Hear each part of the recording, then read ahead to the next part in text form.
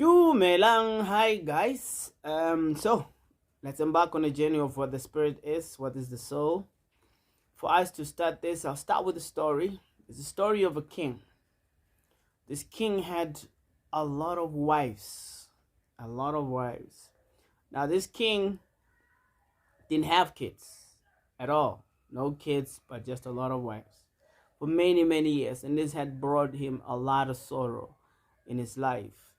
So one time, a saintly person came, or rather a spiritualist came by, and the king was sad. And the saintly person asked him, "What makes you so sad?" And he said, "We are sad because all our inheritance, we wouldn't know who to give it to because I don't have a child.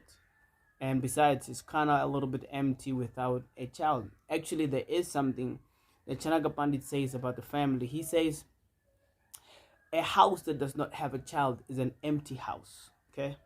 So then the saintly person said, "Okay, I'll make an arrangement that one of your wives will have a child." Everybody was happy to hear that, So then there was an arrangement. One of the ladies became pregnant and she had a child. But prior to that, the saintly person had told him, he said, "Look, I'll make this possible, but this child is going to be a source of joy and a source of distress or unhappiness." So, but you know how it is in real life. When you get good news, you try not to look at the bad news. It's like when somebody talks about the good news, it's like, "Oh, that's nice." And then they try to speak about the bad news. You're like, you don't hear the bad news. Just like how Grandpa did with Huey in the Boondocks. The truth is, Christmas evolved from the Roman holiday Saturnalia, a winter festival where men gave gifts to each other. They also would get drunk, have sex with each other, and beat their wives. People would act so crazy on Christmas, the holiday was outlawed by the Protestant Church until the 1800s. As a matter of fact, the United States Congress... Granddad?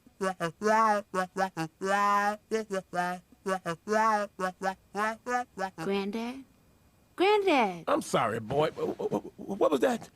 I just explained the entire history of Christmas. But it was boring, Hugh. All I hear, gay this, gay that, gay this, gay that. And try to make it interesting, he said.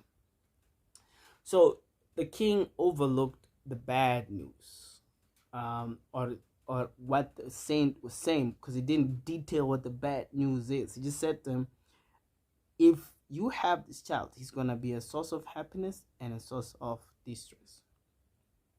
So anyway, they had this child. Child grows nicely. The king spends so much time with the child. Obviously, the child belongs, let's say the name of the lady is Susan. They spend a lot of time with Susan. What happens to the other women? They start to feel jealous, right? Because they don't have time with the king. The king is busy with the son, the new son, but not them, because they are barren. They cannot give a child. So they plotted to kill the child, successfully so. The child is dead. Everybody is in a state of sorrow. Come on, the child is poison a child. Everybody's crying now. Whatever used to make people happy now is making people sad. Same object, the child. It's the object of joy, and now it has become an object of sorrowness. And obviously, with death is a continuous sorrow because you won't see that person again. The saintly person came just after the boy died, and he found the king. King's crying, crying, crying. Saintly person said, "What's up?" He said, "No, my child is dead." Saintly person said, "But I did tell you that you will experience sorrow or distress." Then the king begged the saintly person. He begged them and begged them to bring the child back to life, because saintly people, traditional healers, those who are powerful enough, they can always bring somebody back to life. Don't ask me how. That's none of my business. Then, what happened? The saintly person brought the child back to life. When the child was back to life, everybody was happy again. Except for the child was confused. So why is everybody happy? Because the child was a little bit more conscious. So the dad went, he hugged the child, oh, back to life, mom, baby, wong, wong, wong, wong, wong. The boy said, who are you? I'm your father, I'm your father. Susan comes and says, I'm your mama, mama, mama, I'm your mama. The boy said, I don't know you. I have had so many parents in my life that I cannot even say you are my complete parents. You see, they hino asmin jata dehe kung marajo marajara tata dehantara prapti dirastrata namiyati. The soul has been traveling from one body to another. You have had so many parents, you have had so many sisters, so many brothers, countlessly so. That's the nature of the soul, is that it can enter into a body and leave the body. Just like the boy was given an opportunity to be a son of a king, but then after he died, so-called death, came back and he was more conscious to tell them, I am not this body, and I've had so many bodies before, and I've had a lot of people that I claimed they were my moms and my pops, but now I don't want to be claimed as that. Because once you become extremely conscious, you start realizing nobody has a mom, nobody has a dad. We are eternally living to get physical bodies that we can use to experience the soul. The spirit soul is someone who eternally exists to experience different bodies and different universes and different races. Because right now you're born in the pigment that look like mine, and you start to identify with this pigment. And you get a lot of, like a big time identification, especially if you are raised by someone who's extremely conscious of the skin. They make you to believe that you are of the skin pigment and therefore you are of this tribe. But then in your next life, you get a skin pigment of Eminem, for example. And when you get that skin pigment, you start to believe you are that because you are in that body to identify yourself for that. It's like when somebody buys, let's say, a Mercedes, for example, he believes he's Mercedes. He believes he's a car. If you hit the car, he will say, you hit me, you hit me. You didn't. It's an accident, didn't hit you, hit the car. But it's an identification. So what happens is, wherever you are, you identify with that place. You identify with that body. You identify with those people. You identify with that land. You start thinking, I'm Chinese because you were born in China. But this is a temporary place. It might be 50 years or 100 years, but that little time is great enough to create attachment for the spirit to start thinking, I'm from this land, therefore I am Chinese. You're not Chinese. As soon as you do that, as soon as you say you're Chinese, as soon as you say you're black, you make a difference between you and somebody else.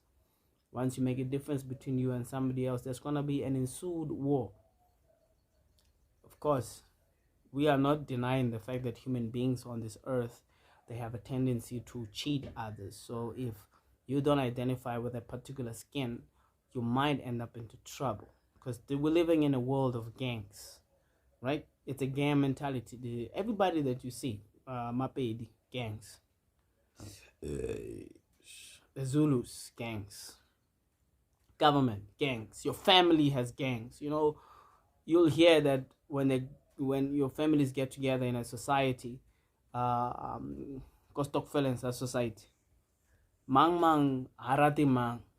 The other one, she doesn't like this one doesn't like this one doesn't like that one, and then they try to group themselves, say, yeah, we don't like the other family.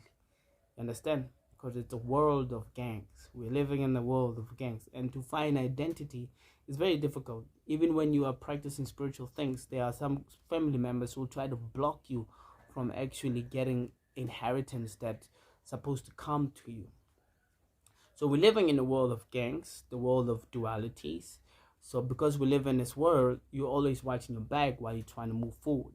Hence, they say you should try to get the same mindset of that deity they put somewhere in the Greek mythology that had eyes on the back and eyes on the front, saying that no, you got to be careful on both while you're moving forward. Okay, so when you move forward towards understanding the spirit. You don't discard identity. Whatever identity you grew up with, you don't just throw it away because you're gonna find yourself lost. You gradually understand who you are, and then you'll be able to use every identity for what it is and how you need to use it in this life, because you get that identity. You get somebody say, this is my child. Anything that yours, you are never going to lose. What's yours, you can't lose. But the child, you're going to lose. It's never yours. The house is never yours.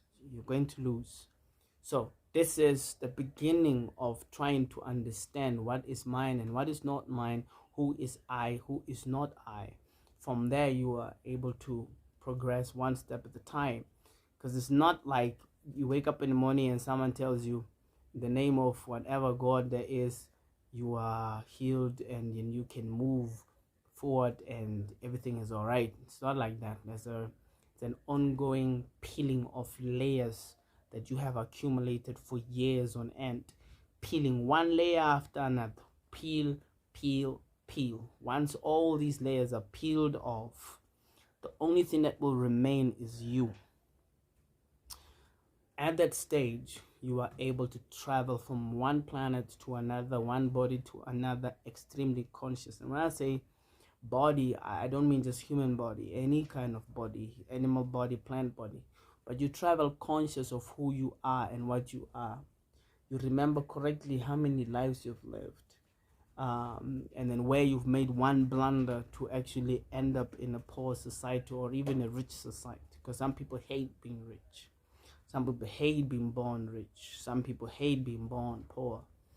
Then you identify with the poverty that you're born with. You identify with the wealth that you're born with. You don't identify with who actually you are. Anyway, thanks for this watching, guys. Share these words. But before you share my message, please listen to it carefully. And if you can identify with it, you can ask questions. And then you can share only when you have identified with it to say, okay, is this something to talk about? Because, they say that you should eat alone, you should study in 2, walk in on distance in 3, walk the longest distance in 4, and then when it comes to war, everybody goes. But this number 2, study in 2. If you get new information, don't make a conclusion and say, yeah, this guy is right. No, take your time first.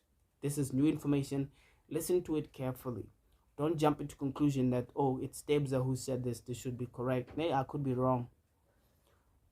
From the perspective of your study, scrutinize what I say. And if it is in line with spirit, then you can share. Don't share any information. From my perspective, we don't share information unless we can confirm this particular information is okay to share. It may not harm somebody. Know what I mean? So, thank you. Enjoy the rest of the day, the rest of the evening. I look forward to continue to speaking about the spirit. So